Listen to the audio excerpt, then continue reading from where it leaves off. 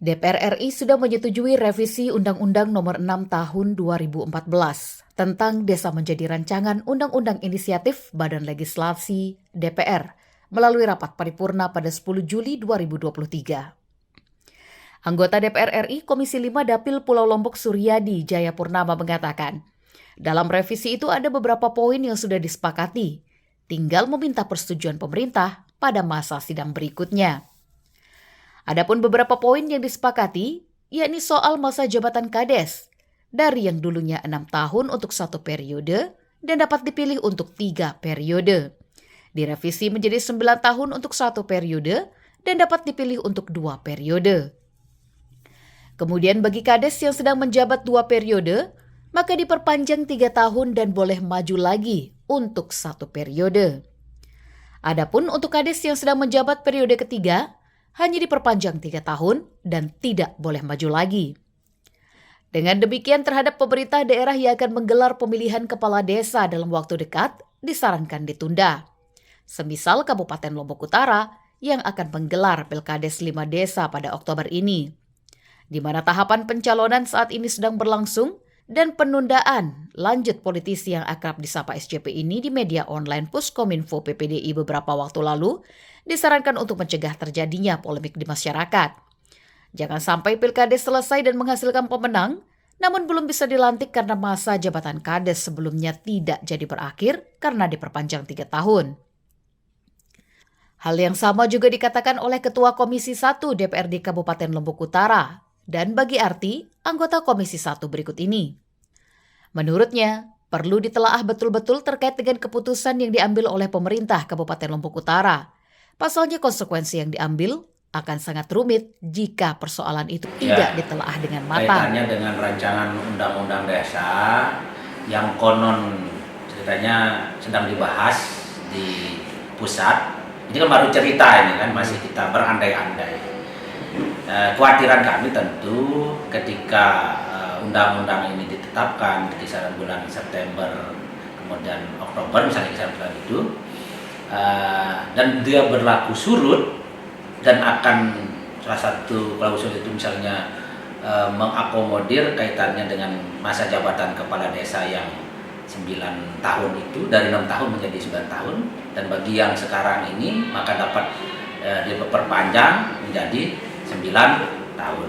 Maka dia akan berdampak kaitannya dengan proses pemilihan yang ada di daerah kita di Kabupaten Lombok Utara, di mana saat ini ada 5 desa yang sedang melakukan pemilihan, tahapan pemilihan. Nah, tentu di kekhawatiran kita adalah ketika ini sudah terjadi pemilihan dan ada kepala desa terpilih, sementara pelantikannya itu nanti di bulan Desember.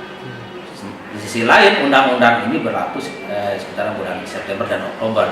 Maka tentu akan menjadi persoalan dia. Apakah yang dilantik ini kepala desa terpilih sesuai dengan tahapan yang berdasarkan Undang-Undang 6 tahun 2014 itu, atau mengacu pada rencana undang-undang yang baru yang bagaimana memperpanjang kaitannya jabatan kepala desa yang sudah ada. Saya kira itu. Tetapi ini masih kita persepsi atau masih mengandai-andai terjadi. Tapi itu harus diantisipasi oleh pemerintah pusat, harus diantisipasi oleh pemerintah pusat kondisi yang akan terjadi di kemudian hari. Apalagi kemarin informasi yang diperoleh itu kan dari salah satu anggota DPR pusat yang turun reses menyampaikan bahwa undang-undang ini sedang akan dibahas, nanti akan disahkan pada bulan September atau Oktober, dan akan berlaku surut dan seterusnya. Itu juga kita harus memastikan itu, termasuk memberikan masukan kepada badan legislasi DPR yang di pusat itu mengantisipasi kondisi-kondisi yang harus diantisipasi ketika ini berlaku. Kita dalam waktu dekat ini mencari informasi yang lebih detail, terutama ke DPR RI di Balegnas. Sekedar kita ingin memastikan apakah benar undang-undang ini akan diketok pada bulan September dan Oktober, dan memastikan apakah undang-undang ini berlaku surut atau tidak. kami yang dikhawatirkan kalau sampai undang-undang ini kemudian berlaku surut, khawatir kami akan berdampak pada menimbulkan konflik yang terjadi terutama di daerah yang tahun ini sedang melakukan tahapan proses pilkades. Apa imbas yang dikhawatirkan dengan berlaku surut? Artinya ada beberapa kepala desa yang incumbent yang tidak ikut mencalonkan diri. Kemudian begitu proses pilkada selesai ada calon kepala desa yang terpilih, undang-undang ini berlaku surut, maka saya khawatir ini akan terjadi konflik terutama terhadap calon kepala desa yang dinyatakan terpilih.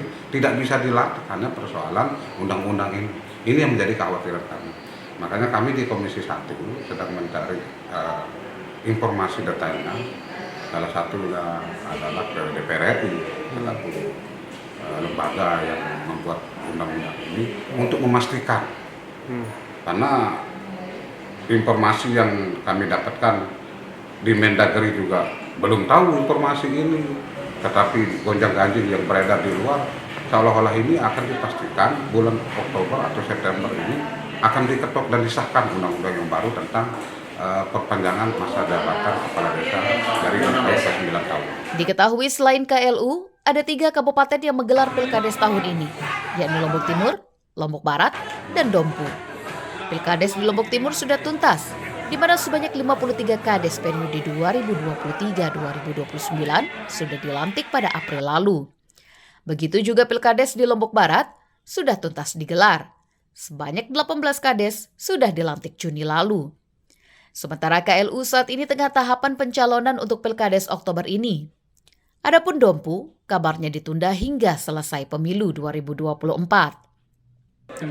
Pilkades di Lombok Utara sempat diisukan akan ditunda karena ada aduan perubahan Undang-Undang Nomor 6 Tahun 2014 di Kemendagri yang mengusulkan masa bakti kepala desa selama 9 tahun, bukan lagi 5 tahun. Namun setelah tim dari pemerintah daerah Kabupaten Lombok Utara melakukan konsultasi kepada Kemendagri, mereka mendapatkan hasil yang positif bahwa pilkades di Lombok Utara diperbolehkan dilanjutkan berdasarkan tahapan yang sudah berjalan dari awal. Hal itu dikatakan oleh Kabag Pemerintahan Kabupaten Lombok Utara lalu Suparman, di mana menurutnya desa-desa yang batal melanjutkan pilkades adalah desa yang belum memasuki tahapan pemilihan. Namun jika sudah memasuki tahapan, diperbolehkan untuk dilanjutkan. Asisten langsung ke Kemendagri. Jadi Kemendagri sudah memberikan sinyal bahwa tahapan yang sudah dilaksanakan silakan dilanjutkan. Dan kami dari tim sudah menyampaikan dan menyepakati bahwa jadwal yang sudah disusun oleh panitia itu dilanjutkan seperti jadwal yang sudah dilanjutkan. Jadi hal-hal yang lain sifatnya prinsip akan didiskusikan kembali.